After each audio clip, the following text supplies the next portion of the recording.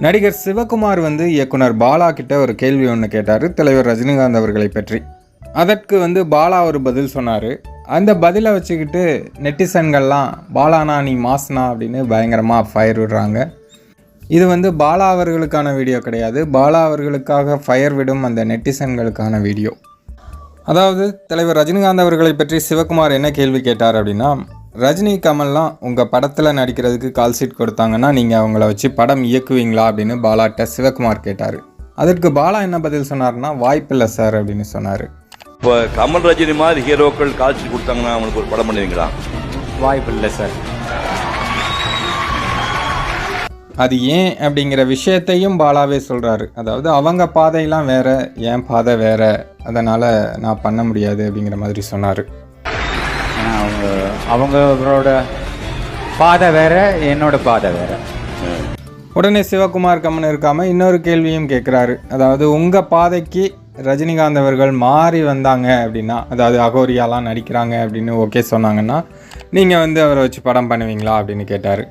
அதற்கு சிவகுமாரே சொல்லிக்கிறாரு, அப்படி சொன்னால் பார்க்கலாம் அப்படிங்கிறீங்களா அப்படின்னு.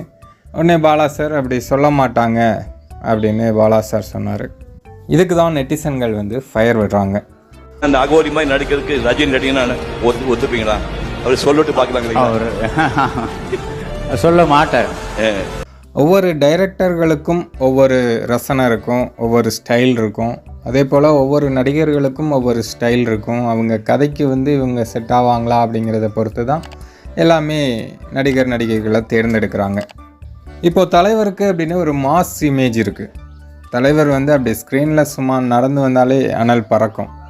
அப்படி இருக்கிறவரை ஒரு அகோரியாவோ அல்லது வேறு ஏதாவது ஒரு முயற்சி பண்ணி புதுமையாக காட்டணும் அப்படின்னா அது ரசிகர்களுக்கு பிடிச்ச மாதிரி இருக்கணும், ஜென்ரல் ஆடியன்ஸ் அதை ரசிக்கணும், இத்தனை விஷயங்கள் இருக்குது. அதனால் அதை கணக்கு பண்ணி தான் பாலா அவங்க பாதை வேறு, என் பாதை வேறு அப்படிங்கிற மாதிரி சொன்னார்.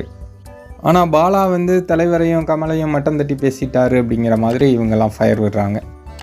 இதே பாலா அவர்கள் விகடன் மேடையில் தலைவர் ரஜினிகாந்த் அவர்களை பற்றி சொன்ன ஒரு விஷயத்தை இங்கே பகிர்றேன்.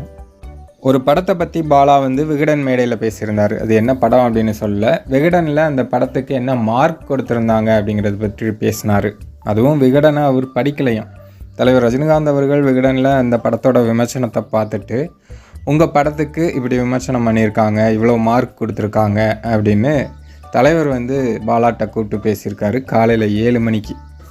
அப்படி பேசினதோடு மட்டும் இருக்காமல் பாலா அவர்களை வீட்டுக்கே கூப்பிட்டு விருந்து வச்சு அனுப்பியிருக்காரு தலைவர் ரஜினிகாந்த் அவர்கள். தலைவர் எப்படிப்பட்டவர் அப்படிங்கிறத நம்ம எல்லாருக்கும் தெரியும். பட் இன்றைய கால இந்த இளைய தலைமுறையினருக்கு நிறைய விஷயங்கள் தெரியறதில்லை.